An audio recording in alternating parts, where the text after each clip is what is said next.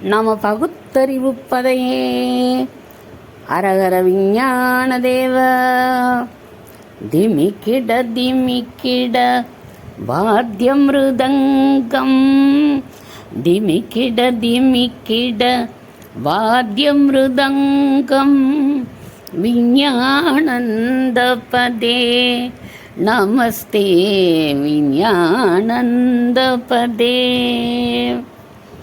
அதோ கீர்த்தனாராமத்திலே அமெரிக்கா எனப்பட்ட தேசத்திலே 1969 ஜூலை மாதம் 21 என்னவென்னால் தெரியுமோ? சுபயோக சுபதினத்தில் மீனம் மேஷம் கேட்டே ராகு காலம் இல்லாத சுபமுகூர்த்த நேரத்தில் அமெரிக்க நரனை, அதாவது மனிதனை, ராக்கெட்டில் சந்திரமண்டலத்துக்கு அனுப்பி வச்சா. அண்டவ இரண்டமென எண்டி செய்யும் அதிர வெட்ட வெளி பொட்டல் ஒளி வட்டம் என மிளிர முண்டி அடித்து வரும் கிண்டி குதிரை என சுண்டல் வாங்க வரும் பாண்டு பசங்களை ராக்கெட் புறப்பட்டது. அமெரிக்க ராக்கெட் புறப்பட்டது. ஆம்ஸ்ட்ராங் எனப்பட்டவரும் அடுத்து மொத்தம் 3 பேராச்சே. அவருக்காவது 2 பேர் ஞாபகம் இருந்தது, எனக்கு ஒருத்தர் தான் ஞாபகம் இருந்தது. ஏ சிஷ்யா, பேர் என்னரா? பேரா? என் பேர் வெங்கு, அவன் பேர் சுப்பனி, உங்கள் பேர் யாரா கேட்டது? ஆம்ஸ்ட்ராங் என்ன பண்ணார் தெரியுமோ? சந்திரனில் போய் காலை வச்சா. அது சாட்சாத் சந்திரன் தானா? மண்டூகனை, அதுல கூடவா டூப்ளிகேட்டு? ராகு என்கிற பாம்பும் கேது என்கிற பாம்பும் அடிக்கடி கடிச்சு வைக்கிறதா சொல்லப்படுற அதே நிலா.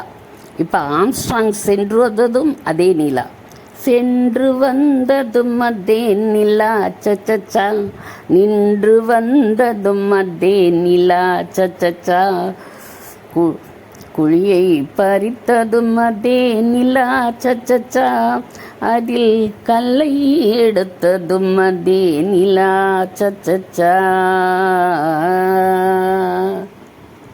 இதை டெலிவிஷனில் பார்த்துட்டு இருந்த எல்லாரும் ஆம்ஸ்ட்ராங்கே ஆம்ஸ்ட்ராங்கே வா வா, நன்னா அழுத்துங்கோ. ஆம்ஸ்ட்ராங்கே ஆம்ஸ்ட்ராங்கே வா வா, உன் வலது காலை எடுத்து வைத்து வா வா, இப்படி பாடி ஆடினான். அது கிடக்கட்டும், இந்தியாவோட ரியாக்ஷன் சொல்லுங்க. சொல்கிறேன். இப்படி அமெரிக்காவில் போயிட்டு வந்துட்டா, ரஷ்யா இந்த ஃபீல்டில் ரொம்ப பண்ணிட்டுருக்கா. ஏன் நம்ம இந்தியாவில் கூட ஏன் சந்திரனுக்கு போகக்கூடாதுன்னு கேட்க ஆரம்பிச்சிட்டா. ரயில் வாகனம் கண்டுபிடிக்கிறதுக்கு முன்னாடி மயில் வாகனம் கண்டுபிடிச்சது நம்ம நாடு. போயிங் விமானம் கண்டுபிடிக்கிறதுக்கு முன்னாடி புஷ்பக விமானம் கண்டுபிடிச்சது நம்ம நாடு. ஹெலிகாப்டர் கண்டுபிடிக்கிறதுக்கு முன்னாடி மூஞ்சூறு வாகனம் கண்டுபிடிச்சது நம்ம நாடு.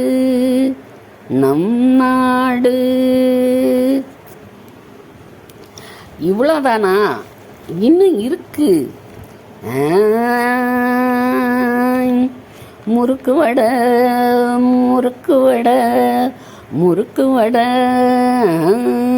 பொடு இட்லி, முறுக்கு வடை, தேங்காய் சட்னி, தயிர் வடை, இட்லி, முறுக்கு வடை, தேங்காய் சட்னி, தயிர் வடை, கீரை வடை, ஆம வடை, மெது வடை, மசால் வடை, கீரை வடை, ஆம வடை, மெது வடை, மசால் வடை. இப்படி இந்தியாவில் எவ்வளவோ கண்டுபிடிச்சிருக்கா, இன்னும் இம்ப்ரூவ் பண்ணிகிட்டே இருக்கா.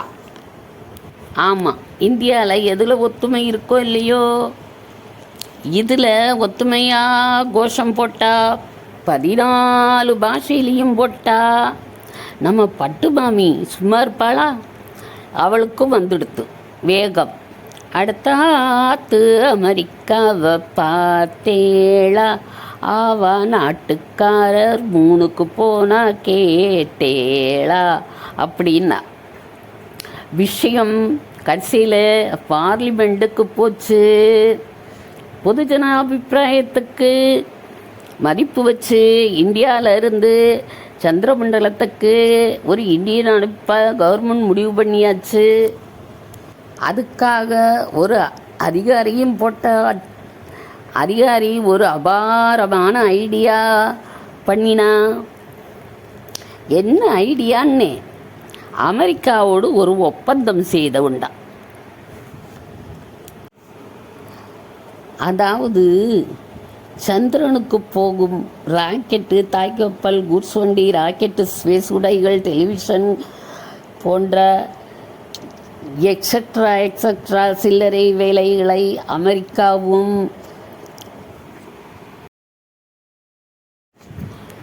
வெற்றிலைப்பாக்கு, பூப்பழம், சூடம், சந்தனம், பத்தி, மாலை, மாவிலை, பந்தல் வேலை, மைக் அரேஞ்ச்மெண்ட்டு, ஃபோட்டோகிராபர் இது போன்ற அதிமுக்கியமான வேலைகளை இந்தியா கவனித்து கொள்ளும்னு ஒரு கையெழுத்து போட்டார். ஒரு ஒப்பந்தத்திலே கையெழுத்து போட்டார். இதுக்கு அப்புறம்தான் எல்லா தொல்லைகளும் ஆரம்பிச்சது. கடைசியில் எங்கேருந்து ராக்கெட் விடுறதுன்னு ஷீட்டுக்குள்ளைக்கு பார்த்தா அடித்தது பாரு சான்ஸு பம்பாய்க்கு அடி சக்கேன்னா. ஆனால் மறுபடியும் ஒரு ட்ரிபிள் ஆரம்பம் ஆயிடுத்து. ட்ரபுளுக்கு காரணம் ஆம்ஸ்டாகாக தேர்ந்தெடுக்கப்பட்டானே அந்த இந்தியன் தான். அவன் பேர் சுந்தர வரத சீனிவாச கோபால நரசிம்மன். பேரக்கட்டதும் அப்ஜெக்ஷன், எதிர்ப்பு. சுந்தர வரத சீனிவாச கோபால நரசிம்மன் போனால் பம்பாயில் இருக்கிற சேனா சும்மா இருப்பானா? மெட்ராஸு போக ராக்கெட்டுக்கு பம்பாய் தானா கிடச்சது? நகி அளவு பண்ண முடியாதுன்னா உடனே அதிகாரி பார்த்தார். பூலோகத்து சொர்க்கமாக இருக்கிற தமிழ்நாட்டுக்கு இடத்தை மாற்றினார். ஏன்னா சொல்கிறேன். மெட்ராஸ், நல்ல மெட்ராஸ், தமிழ்நாடுன்னு சொல்லுங்கோ. தமிழ்நாடு நல்ல தமிழ்நாடு, ஏரோ இல்லாத தமிழ்நாடு, சட்டசபை அடிதடி காணாத நாடு, லாண்டு ஆர்டர் கெடாத நாடு. இப்படிப்பட்ட தமிழ்நாட்டிலே கூடுவாஞ்சேரிக்கு பக்கத்தில் இருக்கிற துக்கலாஞ்சேரியில் எல்லா ஏற்பாடுகளையும் பண்ணினான். இந்தியாவும் தன் பங்குக்கு எல்லா காரியங்களையும் செய்தது. பந்தல் என்ன, தோரணம் என்ன, சூடம் சாம்பிராணி என்ன, டியூப்லைட் போட்டது என்ன, ஸ்பீக்கர் அமைத்தது என்ன, தேங்காய் உடைத்தது என்ன, திருஷ்டி கழித்தது என்ன ஆக எல்லாம் ரெடி ஆயிடுச்சு.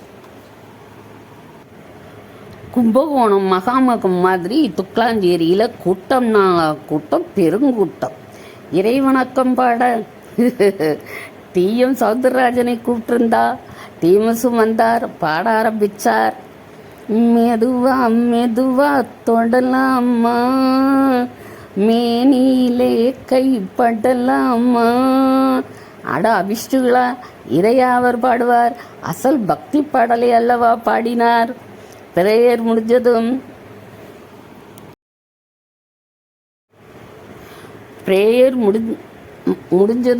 புரோகிதர் மந்திரம் போத தேங்காய் சூடம் கொளுத்தி விண்வெளி வீரனுக்கு திருஷ்டி கழிச்சு ராக்கெட்டுக்குள்ள அனுப்புறதுக்கு முந்தி, அடே பையா சுந்தரம், உடம்பு பத்திரம், போய் லட்டர் போடுடா என்று பாட்டியும், ஏன்னா உங்களைத்தானே சனிக்கிழமை எண்ணெய் தேய்ச்சிக்கோங்கோ, கல் சட்டியிலே புளியோதரை வச்சிருக்கேன், தூக்கி ஏதாவது நாய்க்கு போட்டுடாம், நீங்கள் ஒரு வாரம் கூட நன்னா இருக்கும்னு ஆசையாக ஆம்படையாலும் அப்பா நேக்கு பலூன் வாங்கிட்டு வா அப்படின்னு அரை டிக்கெட்டுகளும் கேட்டுக்கொண்டன. அதன் பிறகு நம்ம விண்வெளி வீரன் ராக்கெட்டுக்குள் நுழைந்து ஜன்னலை இழுத்து சாத்திர நேரம் நிறுத்துங்கோன்னு கத்திண்டே ஒரு குடுகுடு ஆத்மா ஓடி வந்தது. அவர்தான் பஞ்சாங்க சிரோன்மணி ஜோதிட மனோன்மணி ஸ்ரீ ஸ்ரீ சாஸ்திரிகள் வந்து என்ன சொன்னார்? Do you have any sense? Do you have many brain? Do you have many brain? Do you have many sense? Do you have many brain? அப்படின்னு ஆங்கில மொழியில் கேட்டார். இன்னைக்கு அமாவாசைங்கிறது மறந்து போச்சு. அதனால் ராக்கெட் அனுப்ப ஏற்பாடு பண்ணிட்டா. இன்னைக்கு இதை கேன்சல் பண்ணிவிட்டு இன்னும் 15 வருஷம் கழித்து ராக்கெட்டை அனுப்புறதுன்னு முடிவு பண்ணினான். ஏன்னா இன்னும் 15 நாள்லையே சந்திரன் வந்துடுமே, எதுக்கு 15 வருஷம் அப்படின்னு யோசிச்சா. அதிகாரியாச்சே, சொன்னது தான். அதனால் இன்னும் 15 வருஷம் கழித்து நீங்கள் இங்கே வரணும், நான் சந்திரனுக்கு இந்தியா ராக்கெட் அனுப்புறதை பற்றி சொல்லணும். நேக்கு கடை சாத்திர நேரமாச்சு, நாக்கு தள்ளிடுத்து. அதனால் நான் போயிட்டு வரேன். மணி ராத்திரி 2 மணி ஆறது. கடவுளை பேய் மாதிரி உட்காந்து வீடியோ போட்டுக்கிட்டுருக்கேன். கடைசியில் கொஞ்சோண்டு இடம் இல்லாமல் போயிடுச்சு. அவ்வளோதான். பகுத்தறிவாளருக்கும் பழைய பஞ்சாங்கத்துக்கும் ஸ்ரீ ஸ்ரீ சாஸ்திரிக்கும் சுந்தர வரதனுக்கும் கதை சொன்ன எங்களுக்கும் அதை கேட்ட உங்களுக்கும் டாட்டா சுப டாட்டா. நாளைக்கு பார்க்கலாமா? கேவலப்படுத்திட்டேன்ல, பார்த்த மன்னிச்சுக்கோங்க.